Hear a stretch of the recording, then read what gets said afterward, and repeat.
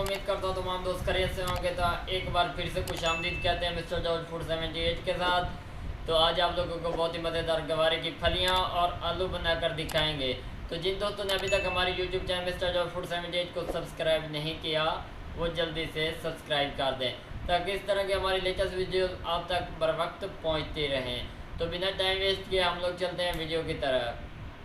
तो माशाल्लाह जी घी हमारा काफ़ी हद तक गर्म हो चुका है। तो इस घी के अंदर हमने ऐड करने हैं 2 अदद प्याज ब्रीक ब्रीक किए हैं, वो ऐड करेंगे। बिस्मिल्लाहिर्रहमानिर्रहीम। माशाल्लाह सुभान अल्लाह, मेरे अल्लाह दी बरकतां नेमतां। इन्होंने असी अच्छी तरह ब्राउन करांगे, फिर तुहानू विखावांगे, स्टैप बाय स्टैप गाइड करांगे। वीडियो नू आखिर तक ज़रूर विख्या है। माशाल्लाह सुभान अल्लाह, मेरे अल्लाह की बरकतां नेमतां। कुछ सब प्याज ब्राउन हो चुके हैं, मज़ीद थोड़े बहुत और ब्राउन करांगे जी। माशाल्लाह सुभान अल्लाह, मेरे अल्लाह की बरकतां नेमतां। देखो जी प्याज सारे ब्राउन हो चुके हैं जी माशाल्लाह। हुण असीं इहदे विच 7 अदद सब्ज़ मिर्च, 3 अदद टमाटर, 7 गुठियाँ थोम दियाँ ते थोड़ा जिहा अदरक का पेस्ट बना के वो ऐड करते पे। बिस्मिल्लाहिर्रहमानिर्रहीम। माशाल्लाह सुभान अल्लाह, मेरे अल्लाह की बरकतां नेमतां। देखो जी जितनी मज़ेदार ग्रेवी होएगी उतना मज़ेदार साडा सालन तैयार होएगा जी। माशाल्लाह सुभान अल्लाह जी। हुण असीं इहदे मसाला जात ऐड करांगे जी माशाल्लाह। आधा चम्मच असीं इहदे विच हल्दी दा ऐड करांगे जी। बिस्मिल्लाहिर्रहमानिर्रहीम। आधा चम्मच असां हल्दी दा गरम मसाले दा पाउडर ऐड करांगे जी। आधा चम्मच पीठी मिर्च का पाउडर ऐड करांगे जी। आधा चम्मच खुश्क धनिया का पाउडर ऐड करांगे जी। आधा चम्मच नमक का ऐड करांगे। माशाल्लाह सुभान अल्लाह, मेरे अल्लाह की बरकतां नेमतां। बहुत ही मज़ेदार और लजीज रेसिपी अज की बनना जाती पई है जी माशाल्लाह।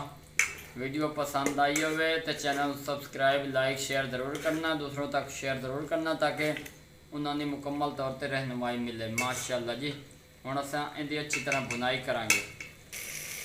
माशाल्लाह सुभान अल्लाह, मेरे अल्लाह की बरकतां नेमतां। वेखो जी कि खूबसूरत इहदी लुक नज़र आती पे। ग्रेवी की अच्छी तरह बुनाई हो चुकी है। बुनाई तो पहले तुहानू वीडियो दसींदा तरीका करके पता किवें चलदा, उत्ते घ्यो का नितार आ जाए। वेखो जी समझो बोनी लग चुकी है माशाल्लाह सुभान अल्लाह जी। हुण असीं इहदे विच ऐड करांगे जी सब्ज़ी। आधा किलो साडे कोलों गवारे दी फलियां आन पईयां ते आधा किलो आलू आन पे। बिस्मिल्लाहिर्रहमानिर्रहीम। माशाल्लाह सुभान अल्लाह जी। देखो जी कोई मुश्किल नहीं, बिल्कुल सिंपल तरीका है पिया। एक बार ट्राई ज़रूर करें, इंशाल्लाह तुहानू मज़ा आएगा। मुकम्मल तौर पर तुहानू गाइड किया जाएगा माशाल्लाह।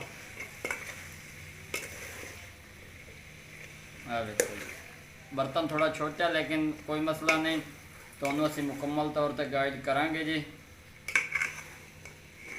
माशाल्लाह सुभान अल्लाह। माशाल्लाह सुभान अल्लाह जी। देखो मिक्स हो चुकी है जी अच्छी तरह सब्ज़ी।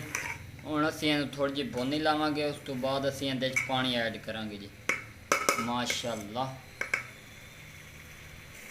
माशाल्लाह सुभान अल्लाह, मेरे अल्लाह की बरकतां नेमतां। देखो जी काफ़ी हद तक बोनियन लग चुकी है। हुण असीं इहदे विच पानी ऐड करांगे जी माशाल्लाह। 2 गिलास के बराबर पानी है पिया।